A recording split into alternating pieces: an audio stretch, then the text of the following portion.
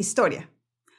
Hace poco iba para el gimnasio. Yo casi nunca escucho la radio cuando estoy manejando, conduciendo, porque normalmente tengo un libro en audio, ¿ok? Normalmente. Entonces, pero ese día, yo no sé por qué, pero la radio, creo que es que se prendió automáticamente. Bueno, están en una canción, estamos en Navidad. A propósito, Merry Christmas to all and to all a good night, ¿ok? Feliz Navidad para todos aquellos que celebran la Navidad. Okay. Entonces, iba conduciendo, como les decía, y en la radio estaban cantando la canción de Rudolph, The Red-Nosed Reindeer. Okay. Y la canción dice, you go down in his story. Y I was like, casi me da ataque, crisis existencial, porque dijo his story. Y no se pronuncia así, es porque las canciones distorsionan la pronunciación de las palabras para acomodarse. O sea, para poder, no sé, para acomodarse, muchas veces distorsionan la pronunciación de las palabras. Entonces, como la dijo sílaba por sílaba, en lugar de decir history, dijo his story. Entonces, por favor, no pronuncies esa palabra con una O. Esta O ahí no es acentuada, la sigue una R, pero no es acentuada, entonces no se pronuncia his story, se pronuncia history. Ok, ahora, quería contarles eso, pero lo que les quería decir es que nosotros tenemos una sola palabra para historia y ellos tienen dos palabras.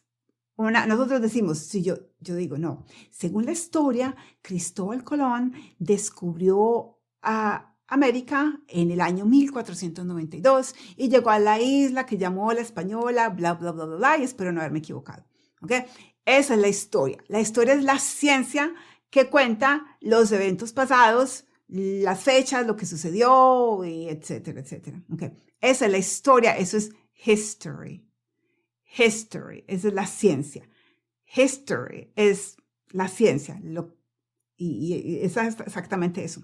Pero nosotros tenemos la misma palabra, usamos la misma palabra historia para esto.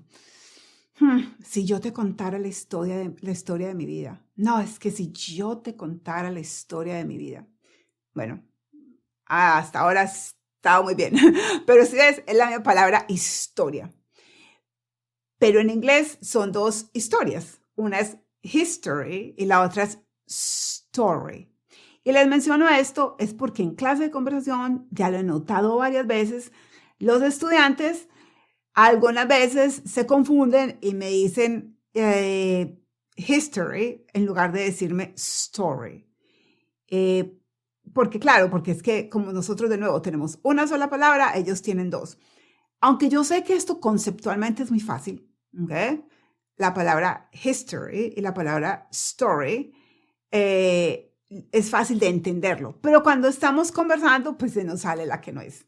Entonces, simplemente es para que le prestes atención y sepas cuándo usar history y cuándo usar story. A propósito, story también significa cuentos, como por ejemplo, bedtime stories.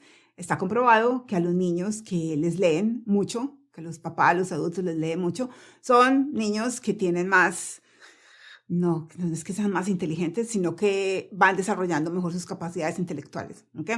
Entonces les leen mucho bedtime stories, o sea, cuentos. O sea, a los niños les leen cuentos. Los cuentos se dice bedtime story. Entonces también un cuento también es una historia. Entonces simplemente lo quería aclarar para que quedara claro. Ok, eso es todo.